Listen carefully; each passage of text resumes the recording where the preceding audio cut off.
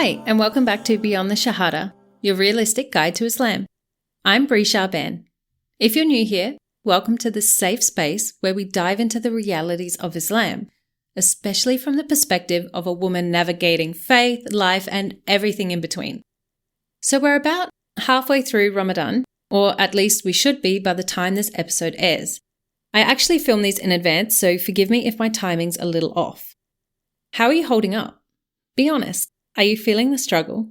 Maybe your energy's dipping, or maybe you've hit that second wind and you're riding the Ramadan high.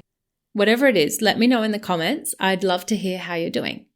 For me, the middle of Ramadan is always the toughest. It's like that awkward stretch of a marathon where the finish line feels too far, but you're too deep in to turn back. Now, there are two topics I really want to discuss this week. And instead of cramming them into one long episode, I've decided to split them into two parts. This is mainly because the topics don't necessarily go together, and I think each deserves its own space. So, part 1, parenting during Ramadan. It's a whole different kind of test, especially if you have young kids. The juggle is real.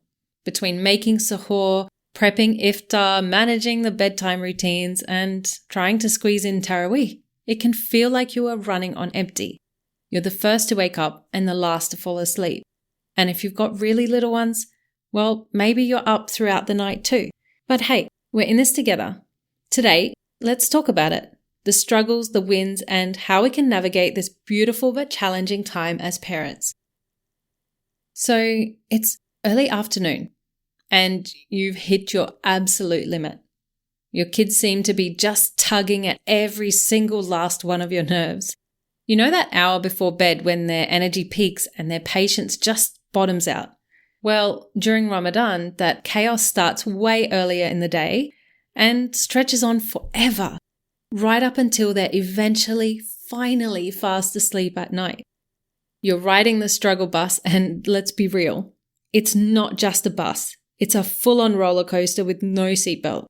You're hungry, you're tired, and you're trying to keep it together while simultaneously refereeing sibling squabbles, answering a million why questions, and resisting the urge to just raid the pantry. Because let's face it, the snacks are calling your name louder than your kids are. If you're fasting, I think one of the hardest things is not eating your kids' leftovers. I don't know if you have young kids and you can relate. Every time they have like their little leftovers, that seems to be your lunch or your snacks throughout the day, so you're not wasting the food, and not picking those up and eating them can be really quite difficult when you're fasting. But anyway, how do we navigate all of this?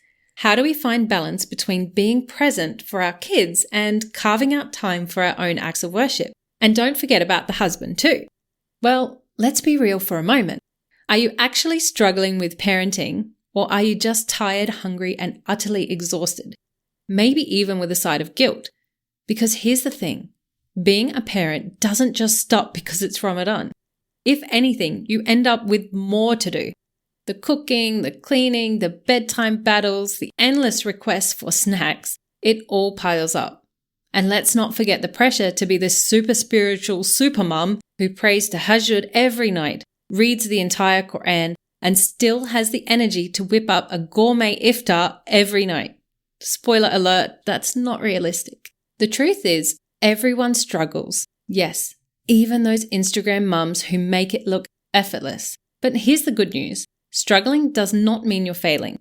It means you're human. It means you're trying. And that effort, that intention, is what matters most to Allah. So let's reframe this. Instead of beating yourself up for not being the perfect parent, let's focus on what you are doing. You're showing up for your kids, even when you're running on empty. You're teaching them about Ramadan, even if it's just by example. And you're doing it all while fasting. That's no small feat. Do you know that you don't have to do it all? Seriously, you don't. Actually, caring for your children and your family is one of the greatest acts of worship in Islam. It's easy to forget that when you're stuck deep in the trenches, knee-deep in laundry and trying to figure out what to make for iftar while your toddler is clinging to your leg. But here's the truth. You're already doing something incredibly meaningful just by being there for your family. Let's take a step back. Look at what's causing you the most stress and ask yourself, how can I make this easier? For instance, if cooking iftar every night feels overwhelming, try cooking in bulk a couple nights a week. Make extra portions and stretch them out throughout the week. It's also okay to grab takeaway sometimes. And for suhoor, keep it simple. Overnight oats, yogurt with fruit, or even leftovers from iftar. Anything that doesn't require a ton of prep work. Now, here's a big one. Let kids be kids. You heard me. Just let kids be kids. If you need a break and that means they get a little extra screen time or more playtime, that's okay. You might feel like you're failing, but the reality is your kids will probably love all the extra stuff happening during Ramadan. They'll remember the fun, the togetherness, and the joy of the month, not whether you were the perfect mum. And honestly, that's how they'll develop a healthy and positive relationship with Ramadan. But here's the thing. If you keep pushing yourself to the brink, you will burn out. And that helps absolutely no one. Not you, not your kids, not your husband. So do what's within your capacity. Be intentional about how you spend your time and energy. Remember, consistency in small, manageable acts brings far greater reward than trying to do everything in short, unsustainable bursts. And if you get really stuck, imagine you are talking to your best friend and they are telling you all the problems that they are having. Now, what advice would you give them? Really think about it and then apply that advice to yourself. So let's wrap this up. Parenting during Ramadan is no easy feat. It's messy, exhausting, and sometimes downright overwhelming. But it's also beautiful, rewarding, and full of moments that remind us why we're doing this. Remember, you don't have to do it all. Simplify where you can, ask for help when you need it, and just be kind to yourself. Your efforts, no matter how small they feel, are seen and valued, not just by your family, but by Allah too. Now, before we go, I want to let you know I've also put up a bonus episode this week, which is actually part 2 of this conversation. I want to dive into another topic that so many of us struggle with but rarely talk about. What happens when you can't fast during Ramadan? Whether it's due to pregnancy, breastfeeding, medical reasons, or something else. It's a reality for so many of you, and it comes with its own set of challenges and emotions. I also think this is really good for somebody who has never experienced not being able to fast or has people in their life that can't fast. So join me next time as we unpack this together. Until then, take care of yourself and remember, you are already doing better than you think. The only one you have to answer to is Allah. I'll see you next time on Beyond the Shahada.